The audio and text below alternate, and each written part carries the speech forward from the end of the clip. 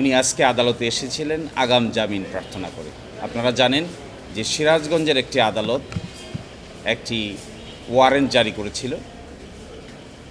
বর্তমান সরকারের একজন মাননীয় মন্ত্রী ওনার ব্যাপারে একটা মন্তব্য করেছেন এবং তার পক্ষে সিরাজগঞ্জ বারের একজন আইনজীবী একটি মামলা করেছেন পেনাল কোডের 3টি সেকশন দিয়ে। তো তার প্রেক্ষিতেই আজকে আগাম জামিন নেওয়ার জন্য আমরা এসেছিলাম। আদালত শুনানি করেছেন, করে আমাদেরকে আগাম জামিন দিয়েছেন 8 সপ্তাহ অথবা till conclusion of the trial, অথবা মামলা শেষ হওয়া পর্যন্ত, এবং একটি রুলও জারি করেছেন। আর এই সময়ের পরে তিনি পরবর্তীতে উপযুক্ত সময়ে সিরাজগঞ্জের আদালতে গিয়ে উনি আত্মসমর্পণ করবেন। তো এই আদেশটি আজকে পেয়েছেন এবং আমরা প্রত্যাশা করব যে এই আদেশটি আমরা আজকে একটি আইনজীবী সার্টিফিকেট দিয়ে দিচ্ছি ওনাকে। উনি আজকেও সংসদে অংশগ্রহণ করবেন, গতকালকেও সংসদে অংশগ্রহণ করেছেন। তো এই আদেশের মাধ্যমে আপাতত ওনার বিরুদ্ধে যে অ্যারেস্ট ওয়ারেন্ট জারি হয়েছিল তার কার্যকারিতা থাকলো না। ফলশ্রুতিতে পরবর্তীতে আদালতের আদেশ কমিউনিকেট হয়ে যাওয়ার পরে সংশ্লিষ্ট আদালত সিরাজগঞ্জে আমরা কবে যাব, কিভাবে যাব, এটা পরবর্তীতে আপনাদেরকে উপযুক্ত সময়ে জানানো হবে। জি, মামলার ঘটনা হয়েছে বলেছেন ওনারা শরীয়তপুরে, মামলাটা দায়ের করেছেন সিরাজগঞ্জে। যার ব্যাপারে তিনি মন্তব্য করেছেন বলে অভিযোগ করেছেন তিনি মামলা দায়ের করেন, পুলিশ স্টেশনে মামলা হয় নাই। সেই জন্য ওই রুটটা হলো ওই 91(1), 191(1)B। সেই রুটটা হলো কি? সেই রুটটা হলো till conclusion of the trial. পরবর্তী ফ্রেম কি?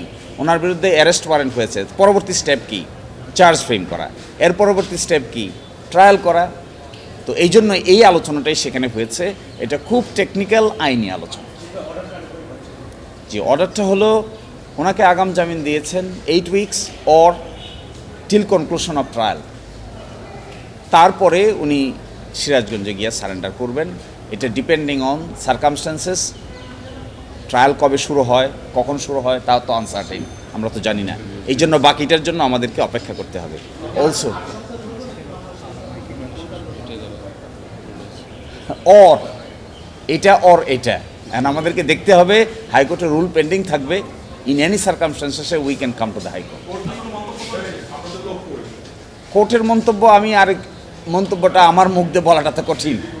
কোর্ট এটা আমি বলতে শুনেছি যে আমাদেরকে রেকর্ডের ভিতরে থাকা ভালো, মামলা হয়েছে যে সমস্ত বিষয়ে এইটার ভিতরে থাকা ভালো।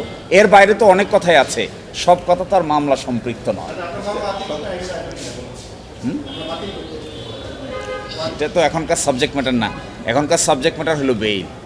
আগে বেইলের পিরিয়ড পাস হোক, তারপরে দেখা যাবে মামলার ভাগ্য কই গিয়ে দাঁড়ায়। না, এটি হলো আইনি বিষয়, আইনজীবীরা বলবেন। আপাতত উনি এ ব্যাপারে কোনো মন্তব্য করবেন।